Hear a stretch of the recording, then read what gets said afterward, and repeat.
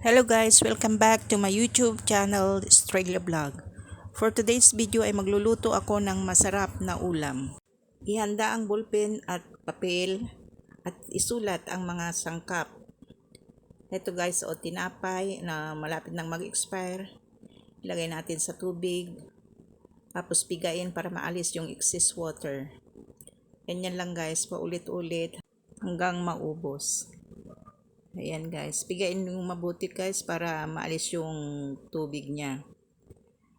Sa isang bowl, ilagay natin yung tinapay tapos durug-durugin natin siya ng ganito hanggang sa maging pino. Pagkatapos nating madurog mabuti, ihalo na natin yung mga sangkap. Katulad nito yung linaga kong breast chicken, hinimay-himay ko na. Tapos ito carrots, kinadgad ko na rin ng pino. Ito naman yung onion leaves. Yung onion na puti, hiniwa-hiwa ko rin ng maliliit. Tapos i-mix na nating mabuti. Kung sakaling naabot mo ang puntong ito, that means nagustuhan mo ang aking video. Sana huwag mong kalimutang pindutin ang subscribe button para updated ka palagi sa aking mga ina-upload. Ayan guys, lagyan na rin natin siya ng condiment na asin, paminta, at isang itlog. Ang paglagay natin ng asin sa paminta guys, nakadepende sa inyo kung gaano karami yung gagawin nyo. Tapos lagyan na rin natin siya ng 2 tablespoon ng harina. Tapos i-mix natin mabuti para ma-will combine lahat yung mga linagay nating condiment.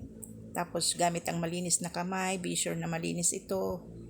Kumuha tayo ng isang dako tapos iplatin natin dito sa ating palad. Tapos sa gitna, ilagyan natin ng cheese na mozzarella cheese. Tapos gawin natin gano'n pahaba. Nakadepende sa inyo guys kung anong gusto nyong shape, pabilog o pahaba o flat. Nasa sa inyo na yan. Pero sa akin ginawa kong pahaba na ganito. Pagkatapos nating magawa lahat guys, ilagay muna natin sa freezer ng 1 oras.